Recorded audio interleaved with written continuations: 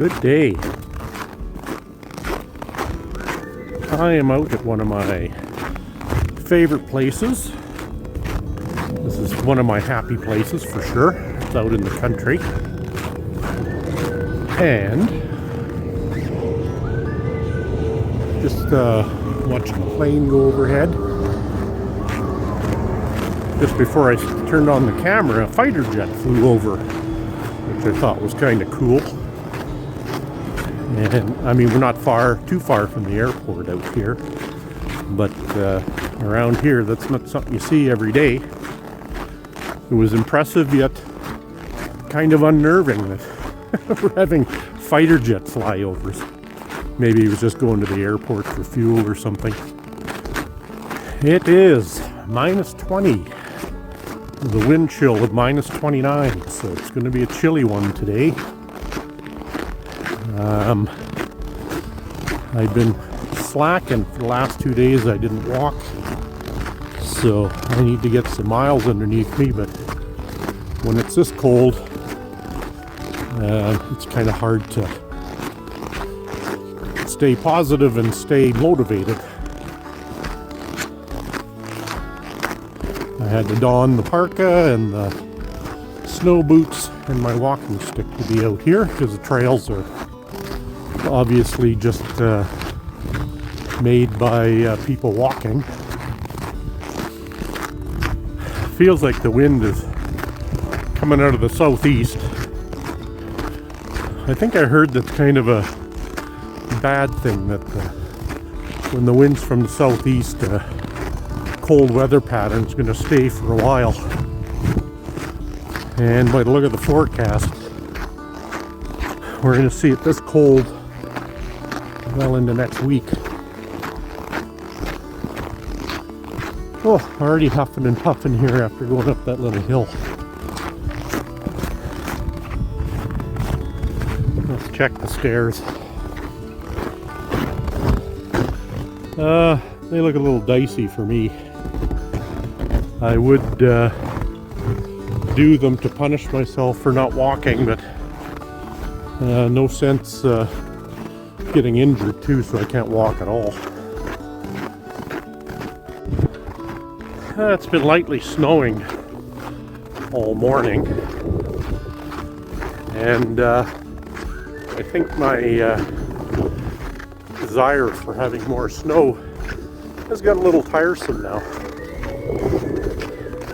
It's kind of just been snowing off and on for the last week, just enough to make the roads greasy, and to have to constantly clear the driveway.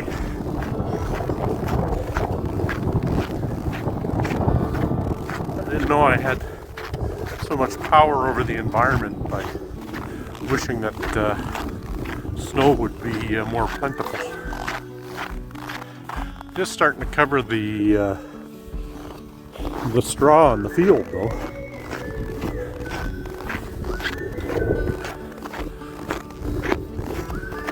The harshest part of winter kind of came late this year, because it feels like most of February has been well below normal temperatures. Got my monthly haircut today, and even though I rinsed my hair out after, the little hairs are down my back and they're driving me insane. I wouldn't do well in a torture environment if that's all it takes to make me spill the beans. Trail's gotten a little rougher here. I noticed though that when I'm sitting there getting my hair cut, my shoulders are tense and just sit there stiff as a board. And it's been like that for as long as I can remember. That's kind of strange. A weird reaction to getting your hair cut. The strange anxieties we have, eh? I'm not a big fan of getting my hair cut. It's kind of a stupid statement, but there is always that weird tension or anxiety just like, doesn't matter how bad they do it, it will grow back. Or my wife can fix it. But yeah, I just feel it in my shoulders, stiffen up. I have to remind myself just to relax. It's just a haircut. There aren't nerve endings in every hair that he's cutting. I am finding that even though this path is kind of loosey-goosey, that I'm still able to keep a pretty good pace going. So even I am using a walking stick, but I think maybe my balance has gotten a little bit better by being able to react better to uneven path. It's the little things, right?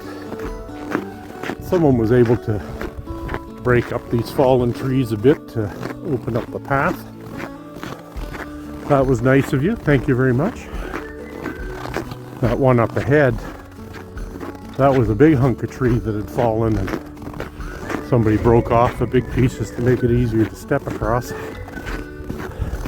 There I was just boasting about how much better my balance has gotten, and I hit a soft spot on the trail and went up to my knee and just about fell down. Be a soft landing at least, though, as long as I don't twist anything.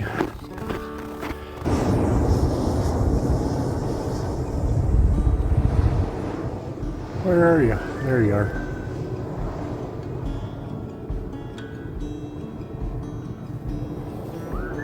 Something bedded down there. And headed off into the trees.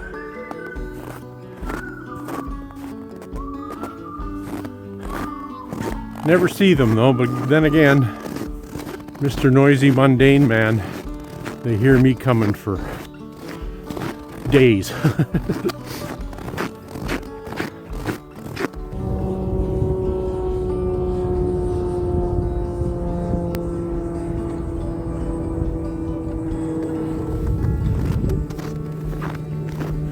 Lots of prop job planes going over. Those kind of make me nervous. Now, the likelihood that it's going to happen is rare, but I have seen videos on it if you like to scare the crap out of you about flying online. But if that blade ever comes off, it always seems to come towards the fuselage or cabin of the plane. Do they reinforce it there just to have that thing bounce off, or does it dig in, and if you're that close, your life is quickly diminished? Especially if it cuts you in half. You're going to be that much shorter by the time you get to your destination. And if your destination is the ground in a hurry, I guess it doesn't matter how many pieces you're in.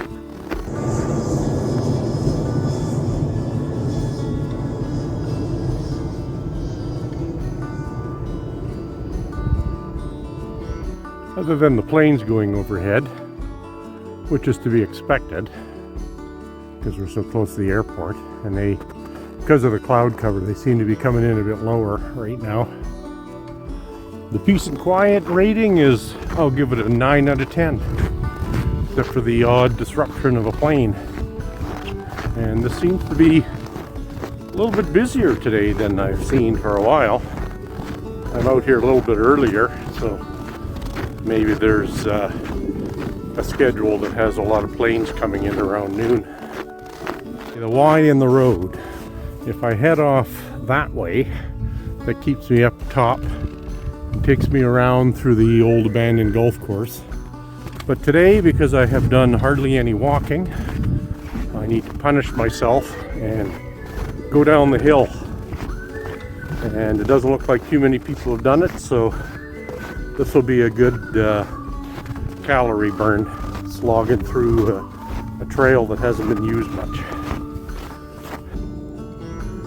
I'm gonna have to call this video train spotting, except with planes. Where'd he go? Oh, there he is.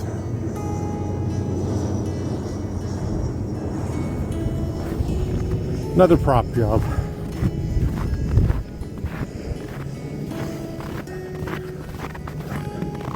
I assume commuter planes from smaller airports coming to an international. No human has been down here since the last few snowfalls. There is a bit of a broken trail here, which is nice.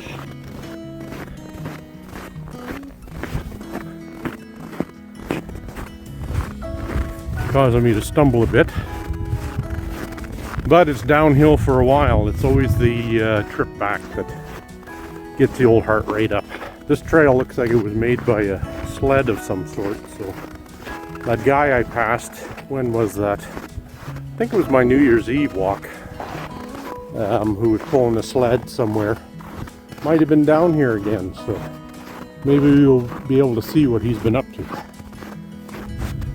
Well, I'm not feeling the cold too badly, which is good. However, that could mean that the wind is at my back. Oh no, the snow is kind of coming from the southeast still, so it's not as blustery as it has been.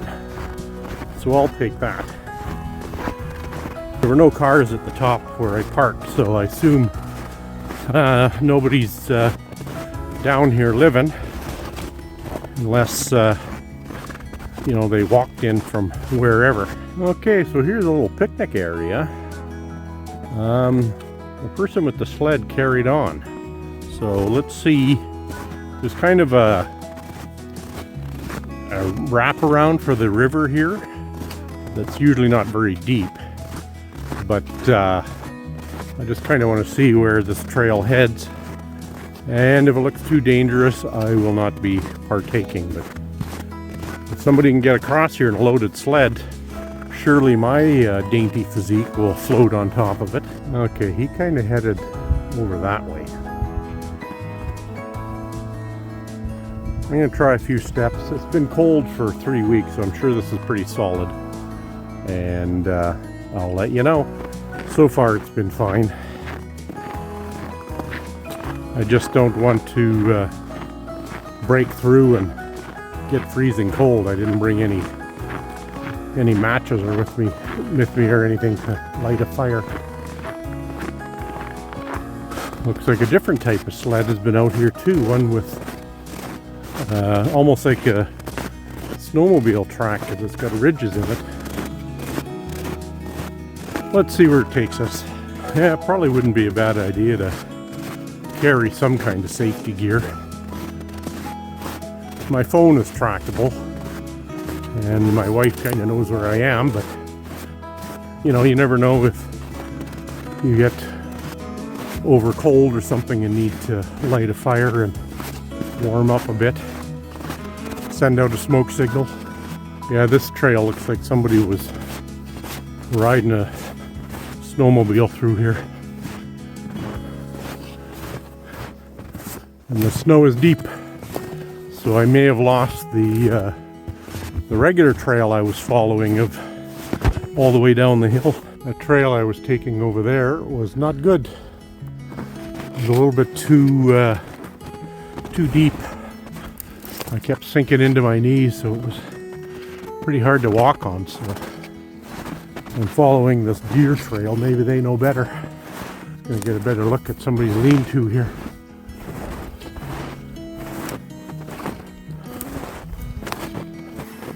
I think I may have found where this guy was delivering his materials. I don't want to disturb it much to see what's inside. Not sure where they're using for a door.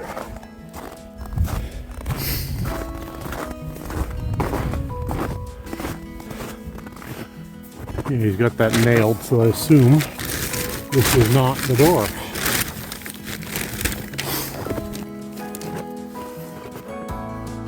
This might be the door here. Just pull the stick out and have a look. I don't want to mess with their stuff too much. No, that doesn't look like it either. And he's got it nailed up there and there.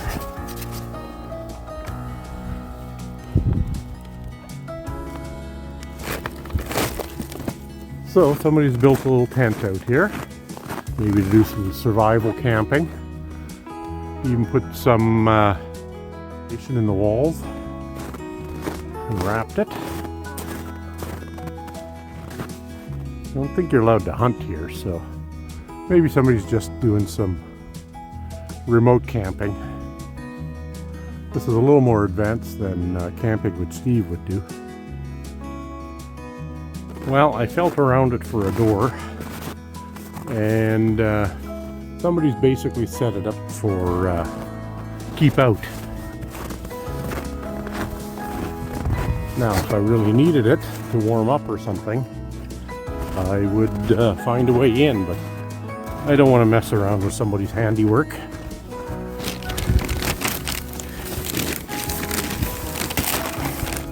I keep feeling around for a door, but you can see all the insulation the guy's got in there. Okay, well, let's leave well enough alone. It does have a little chimney coming out of it using, looks like a exhaust pipe. Would love to see what someone's got going on in there. I'm going to leave well enough alone. It's not my business. Even though this is public, might even be private land. But whatever. And the way it's buttoned up, there's nobody in there, I hope. That would be a nasty find. I don't smell anything though, but if they're frozen. And based on the tracks around, nobody's been in and out of here for a while, so probably somebody's little weekend getaway. Well, I'm going to follow my same tracks back on this creek bed, or whatever it is. It's kind of an overflow. So the North Saskatchewan River is over there. And when it's running high, the water will spill through here. And then this kind of becomes more of an island. It's harder to get to, depending on the water flow.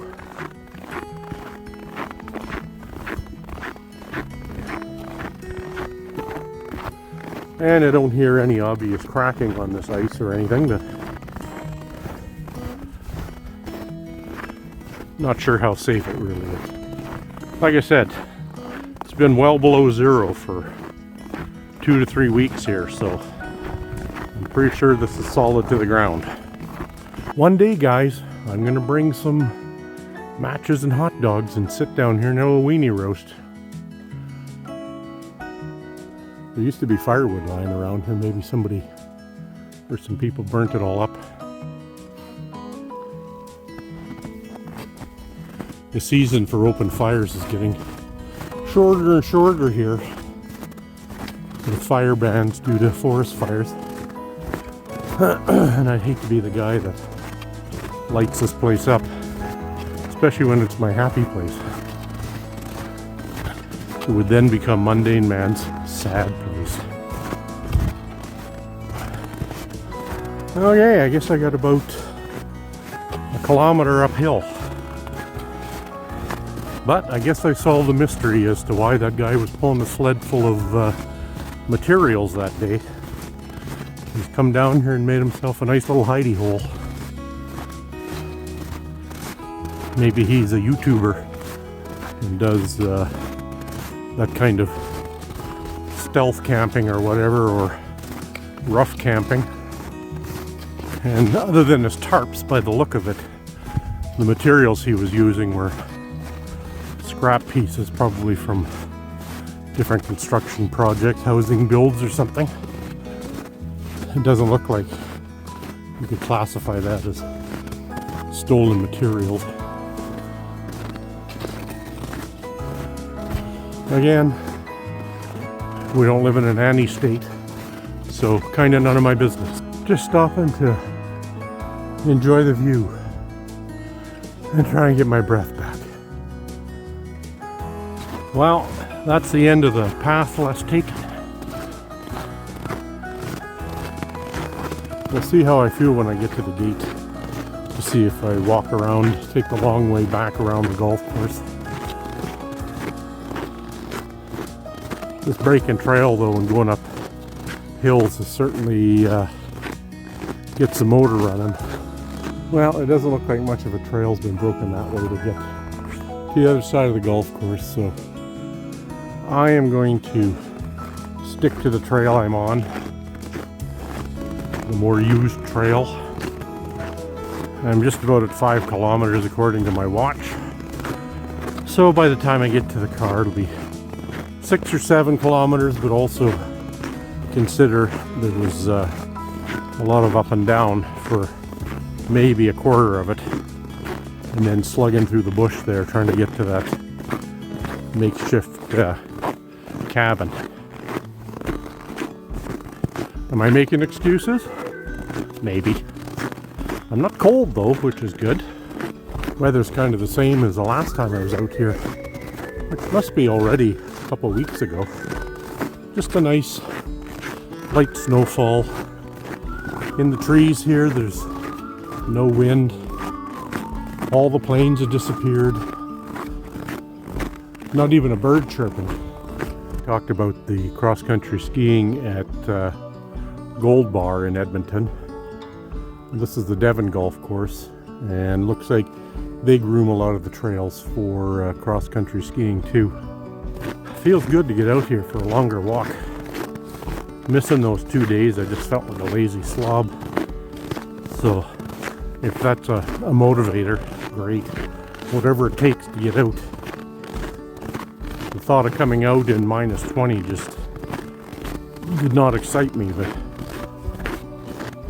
just the walking around amps up the temperature. If I kept moving, I could live in this weather. I remember back in the day, one of my first job was pumping gas at a Texaco station, and I swear that had to be a couple of the coldest winters, and you'd be in and out of a warm office and out at the pumps, getting hot and cold and hot and cold. It was just as easy to stay outside and shovel the lot or something, keep your temperature normal. And I remember I could be, of course I was a lot younger then, but minus 20, all I needed was one of those quilted shirt jackets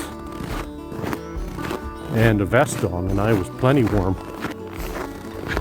And of course, there my boss was too cheap to get somebody to shovel the lot off, so we used to do it by hand. He didn't even have a snowblower. God, that guy was cheap. Drove that business into the ground too. There were so many gas wars at the time because it was kind of a recession era.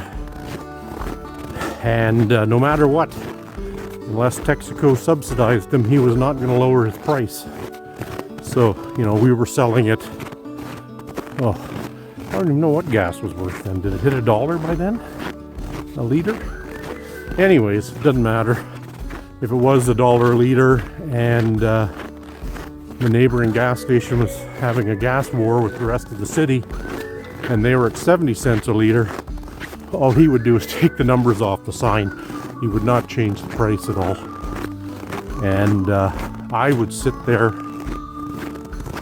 in the evening. I kind of worked the noon to 9 shift for a year. And I would sit there in the evening and not have one customer. And it was on 17th Avenue Southwest, so a fairly main road. The place is now a restaurant, I guess. Yeah, and you know, I'd be able to clean the shop and dust the shelves and sit in my chair and have a way too large dinner from Mother's Pizza. I used to love their lasagna and garlic toast. I must have had that like 5 days a week. Of course, I was capable of burning a lot more calories then. And yeah, it was probably one of the easiest and boring jobs I had for a long time. It's a shame. He could have been a bit more competitive. But he was cheap and he stuck to his guns. I think he had more money in other investments than that gas station. The gas station almost seemed like a hobby to him. Yeah, even I just remembered now too that me and the mechanic used to stand around and drink coffee even during the afternoon shift because he had nobody in the shop. I had nobody at the pumps. I mean, it was a very downtrodden time in Calgary then. The oil market was in the toilet and people were losing their homes and high interest rates and all that. But yeah, he was paying a mechanic hourly. He should have been paying him by the job, because then he wouldn't have lost so much money on that part of it. Probably wouldn't have kept the mechanic though. Can't remember his name, the mechanic. Little Jamaican guy. Nice man. I think his wife was some kind of professional too, so, and they lived in a fancier neighborhood than my boss. But that's neither here nor there. My boss was still living in with his mother. Now, I laugh at that, but he was taking care of her. She was a miserable old goat too, that one. He would pull up and she would sit in the car and just scowl at us for the whole time he was there, and then he would leave. That was a strange time. Strange in the sense of who I was working for anyway. I should superimpose my YouTube channel name. It is Mundane Man, but if you search for my actual name, I had to register Mundane Man 254. The search would come up with my page much quicker. There's somebody else that's Mundane Man, but man with two N's, and they're some kind of anime creator, or I don't know if it's a game or something, but there's all kinds of clips of that, and that obviously ain't me. So yeah, Mundane Man 254. I guess if I get enough videos on here, it will, a search of Mundane Man might pop me up at the top. I don't get a lot of views on these walks, but those of you who do watch, thank you very much. It's appreciated. But because of the number of videos, doing one a day or one every other day, whatever I can muster, does get recognized by the algorithm. I think I've mentioned this before. So, but don't be afraid to like, comment, and share. Tell your friends. Hey, if you're bored, go watch this guy walk and ramble. Maybe he'll fall. Well, I can only see my boot marks on the path, so nobody's followed me out here since I got here. I had the whole place to myself. Well, as usual out here, this has been a nice walk. I didn't like falling up to my knee in snow in that stream bed near that survival hut, or whatever you want to call it. But overall, a good walk. Let's see how I did. I think I may break 6 kilometers, which would be kind of disappointing, but the uphill, downhill part of it, and stumbling through, making trails, does get the heart rate up a bit more than just the normal walk around a flat path. I always have this strange paranoia that I wonder if my car is going to be there when I get back. Has somebody stolen it, or did I park where it would get towed away? It's yet to happen. Thank goodness for that.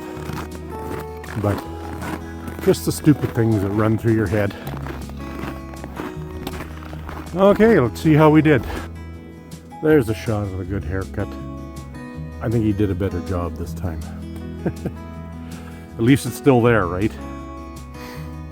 Okay, so that was 6.26 kilometers, and it took me 2 hours, so quite a slow pace, but I slugged it through that stream bed, kind of paused at that shack to look around, so, you know, I wasn't full out walking the whole time.